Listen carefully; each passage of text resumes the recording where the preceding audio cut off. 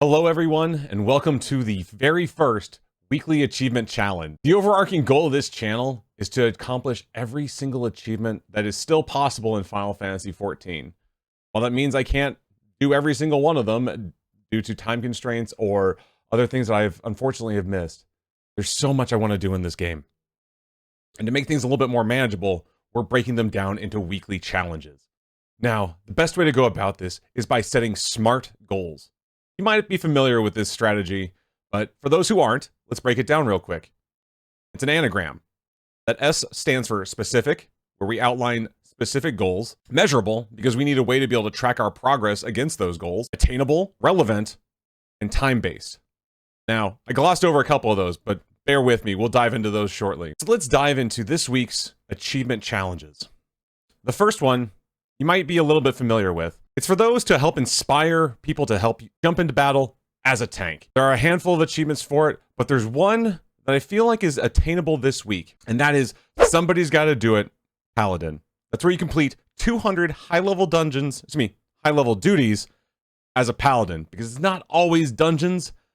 We'll explain more about that later. Next up is to continue our goal of getting every single job to level 100.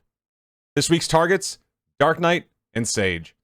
Both of which are pretty well underway. Dark Knight a little bit farther along than Sage, but we'll be getting both of those to level 100. Next up is I Hope Mentor Will Notice Me 3.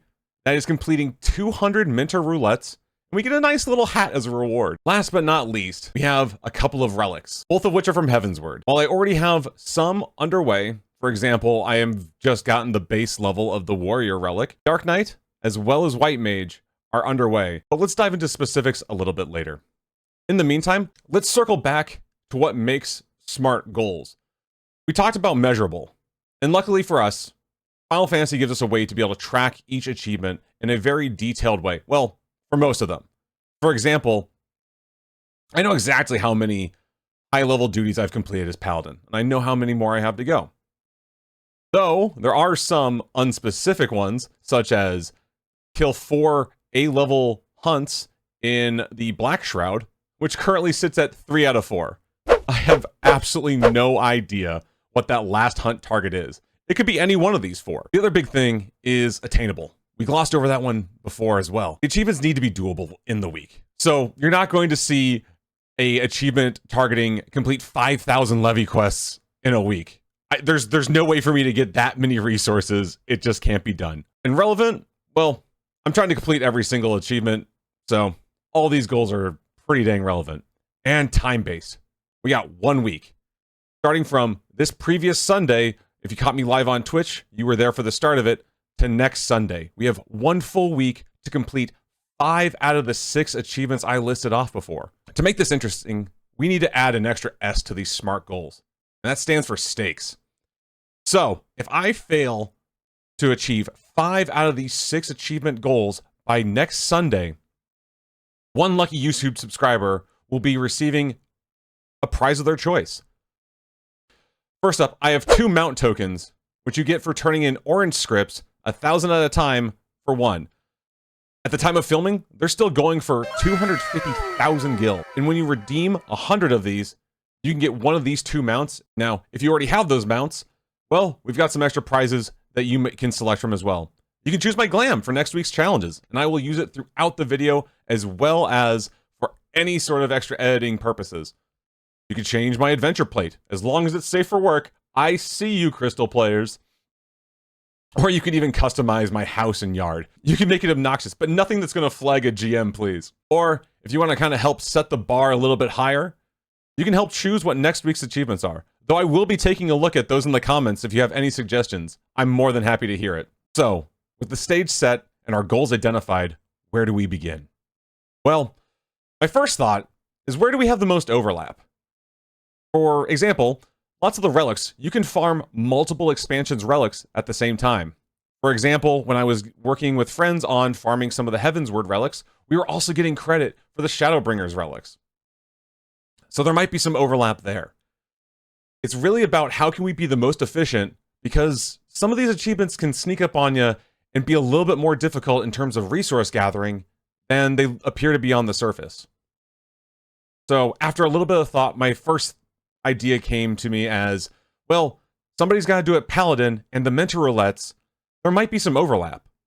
However, as I quickly found out on stream on Sunday, it's not as easy as it seems. High-level duties is not as simple as, oh, it's a high-level dungeon over level 50.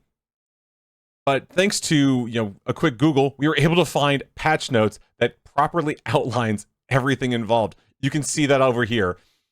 It's a lot, but I still think it's attainable. Even though there might be some overlap between the Paladin high-level duties and the Mentor Roulette, completing 76 Mentor Roulette queues can be rather tough. You don't know what you're going to get. You might get a quick 30-second guild hest where you're in and out, quick adventure, or sometimes you end up stuck in a difficult raid trying to help people understand the mechanics and be able to progress through it.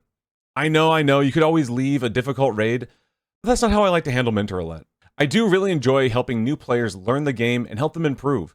I think that's really what Mentor Roulette is for. When I get bored of that though, lucky for us, we have the fallback quests. We have the fallback achievements of leveling Dark Knight and Sage. Even better for me is I finished off the Pelu Pelu Allied Society quest last week. That means I get bonus experience in lieu of the reputation that I would normally be receiving for each of those daily quests. So hopefully that helps us level those classes even further, in addition to getting our normal roulettes done or other activities. But the real sleeper challenge in all this has got to be the relics. While they both look gorgeous, the hidden thing behind it is the need for all the different currencies and items that you need to turn in while you progress through, while you're chasing after your completed animal relics. From Grand Company seals, to completing different dungeons, to all of the poetics that you're going to need throughout this entire process, it can add up real quick. Lucky for me, I have a little bit of a head start on some of these items, and farming those dungeons throughout the quests can help us loot additional items that can be turned in for Grand Company seals. I think it's very doable for us to complete both of these relics, no matter what other targets we're going after. Finally, there's one additional challenge. It has no impact on this week, but it's one that I'm very excited to be chasing after. If you've been following me on Twitch TV/highjump, you might be aware that my raid group is progressing through UWU, or Ultimate Weapon Ultimate, as it's abbreviated, or Ultimate Weapons Refrain. We're so close to completing this really difficult challenge in what is effectively the entry-level Ultimate Raid. Should we complete that in this next week, our group's summoner has set the stakes that if we clear, he goes from being this guy to a little Lalafell. And while you may not know him personally, I think seeing him as a Lala is going to do absolute wonders for boosting everyone's need to clear as well. But those are the adventures set ahead of me this week. I think I have a really solid chance of completing 5 out of the 6 achievements, if not all 6. However, should I fail, remember, one lucky subscriber is going to get one of these prizes of their choice. And before I go, I really wanted to take a second to thank everyone who subscribed over the last couple of weeks, everyone watching the shorts and, thumbs upping the videos, leaving comments. Thank you all so much. It's a really big challenge as we chase towards 1,000 subscribers on this channel, and I really do appreciate you being all along for the ride. Please subscribe below for additional content this week, as I'll be giving you updates and continuing our short series that ranks all of the free weapons. Your support has done wonders for me, and I'm so excited to keep learning and progressing and figuring out how to make the best Final Fantasy XIV content I possibly can. Be sure to tune in later this week when I bring you an update video as well as a handful of other shorts. In the meantime, check out my latest video. It serves as an entry level for following Ultimate Raids and kind of briefs you on what the Free Ultimate is. There's a ton of awesome content out there after the race, and I really do encourage you to go check out all of it from all these different creators. Thank you again, and I'll see you guys later this week. Until then.